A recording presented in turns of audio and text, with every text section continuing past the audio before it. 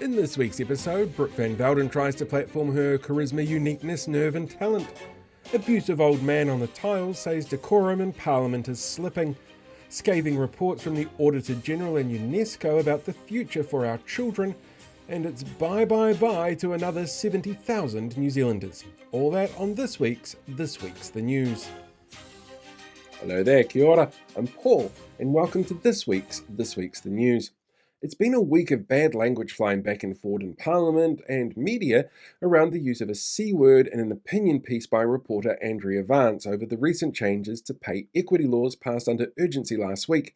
Labour leader Chris Hipkins, seen here drinking Conservative tears, has taken responsibility for the question asked in the House that Minister of Workplace Relations Brooke Van Velden used her response to apparently quote the article in the House.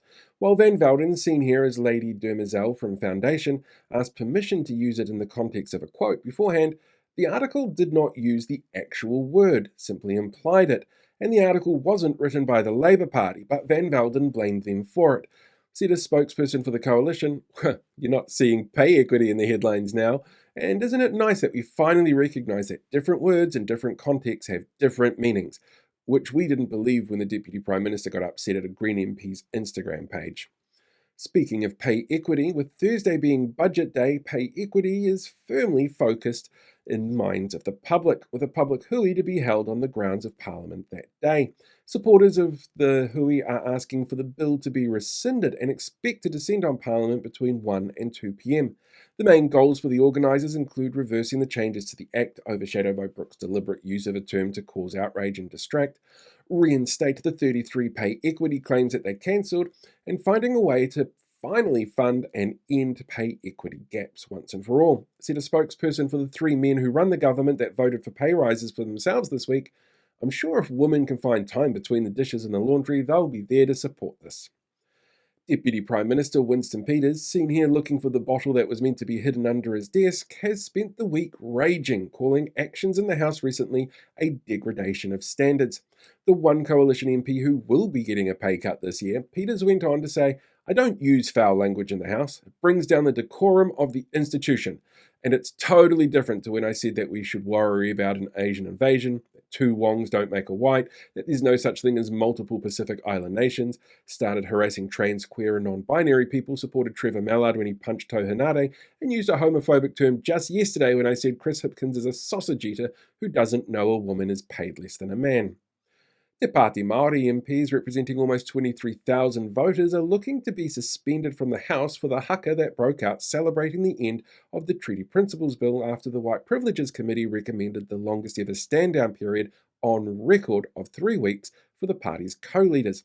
Under current rules governing Parliament, including an element of tikanga Māori in proceedings must first be given permission to go ahead by someone representing an old white man from a colonial power on the other side of the world.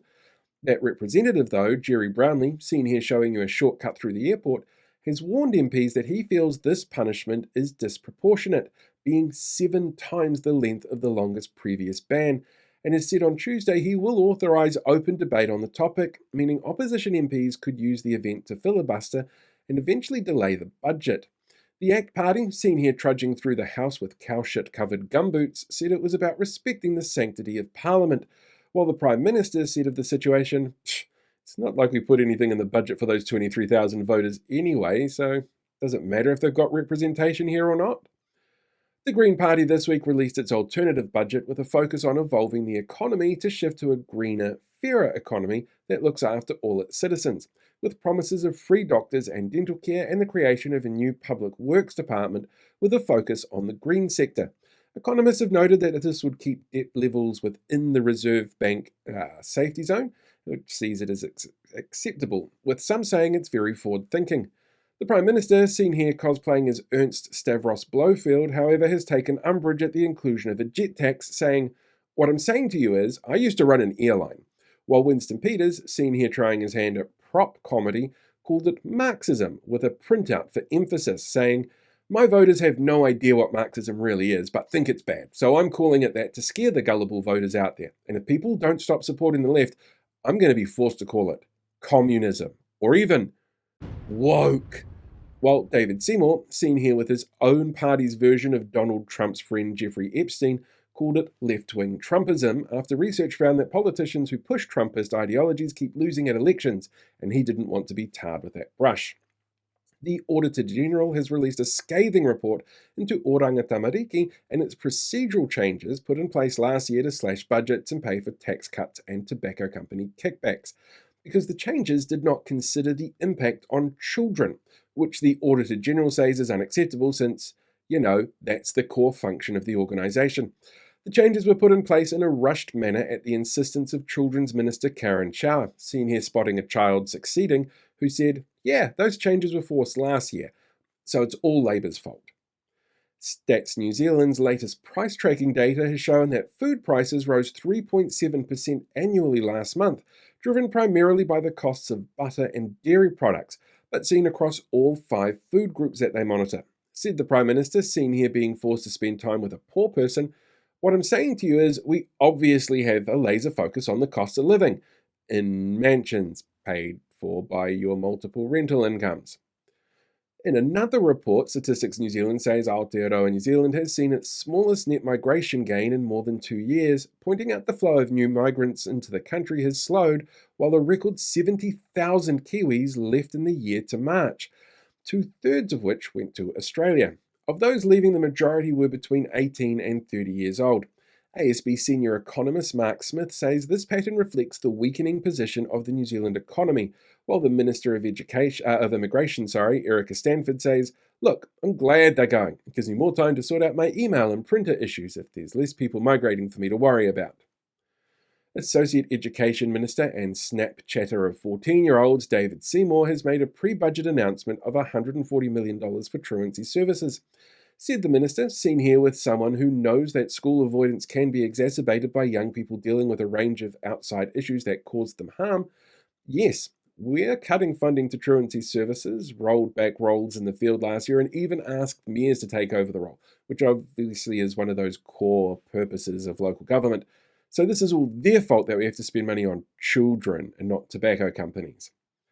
Health Minister Simeon Brown, seen here showing why he needs a car booster seat, has been caught out sending out a heavily redacted memo that Health New Zealand then released with no redactions that showed the minister is not only aware of the issues to the workforce in the health system by rushing surgeries through private hospitals, which would lead to further degradation of the public health system, he seems to be actively encouraging it.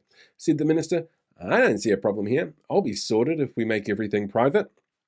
It's been discovered by local democracy reporters that the government will be removing funding for 113 kaiawhina, or support staff, dedicated for one-to-one patient care in our hospitals and medical facilities in support around the country in this year's upcoming budget. Said Nicola Willis, Finance Minister, "We know we promised budget cuts wouldn't impact frontline services, but these have a Māori name, so they don't count."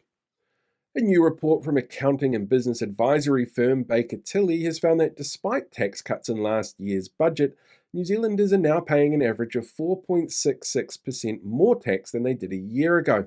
The drivers for this include increased prices on essentials like food, power, and car registration, with every price increase seeing an incremental increase in GST take, as well as an increased cost for rates that have jumped 11% in the last 12 months as councils grapple with increased costs and ongoing issues, like water infrastructure and the tail end of high inflation, said finance spokesperson Nicola Willis. See, laser focus. An external review initiated by ACT MP Nicole McKee, seen here realising that the public don't want gun access to be too easy, into the safety outcomes of the firearms registry started in the wake of the Christchurch terror attack, has found that the registry is doing exactly as it was intended and is working as expected.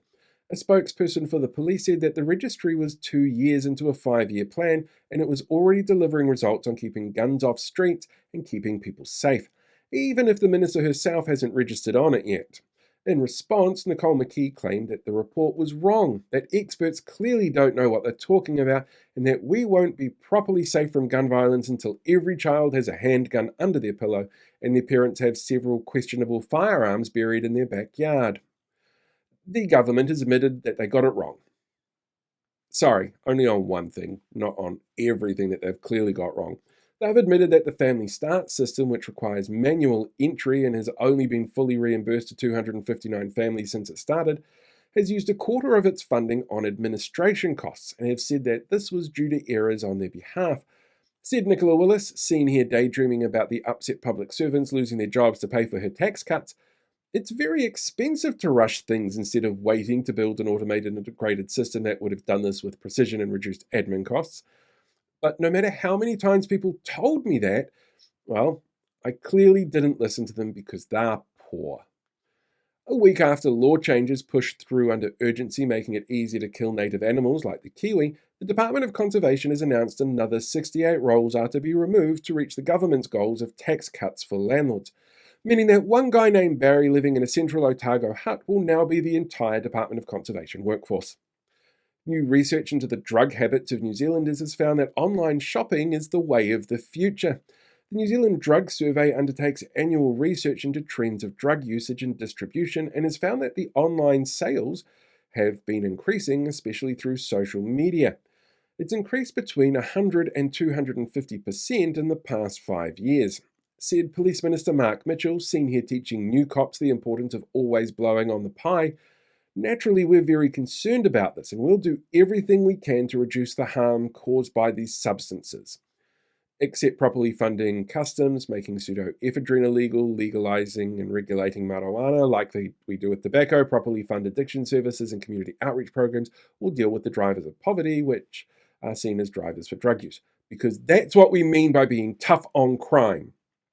A new report from UNICEF has ranked New Zealand 32nd out of 36 wealthy countries in global youth well-being markers. The report found that the country has the highest youth suicide rates of any of the 36 measured, 3 times the average rate, with Māori, rainbow and disabled youth experiencing disproportionately high rates of attempted suicide and bullying still remaining widespread. Social Development Minister Louise Upston, seen here being told Stuff framed this article to make it look like she wanted to harm more kids, has called the numbers disappointing and said we must do better to improve the lives of young Kiwis. And having a government that vilifies Māori, considers disabled people a burden, and openly encourages anti-rainbow rhetoric is the only way to do that because, that's how we fix the economy. And finally, Tauranga Mayor Mahi Drysdale, seen here wondering where he is today, has finally purchased a home in the place that he is mayor of, having purchased a property in Papamoa, with plans to move his whānau over from Cambridge at the end of the school year to avoid disruption in their education. It's not uncommon for local body elected members to live outside the areas that they represent, but Drysdale was one of the furthest away from the place he was elected to, second only to Hamilton City Council's Andrew Bidder and Southland District Council's Jaspreet Boparai, who live on another planet and are completely detached from our reality. Right, that's this week's The News. Live long, prosper, look after yourself, and we will catch you guys all next week.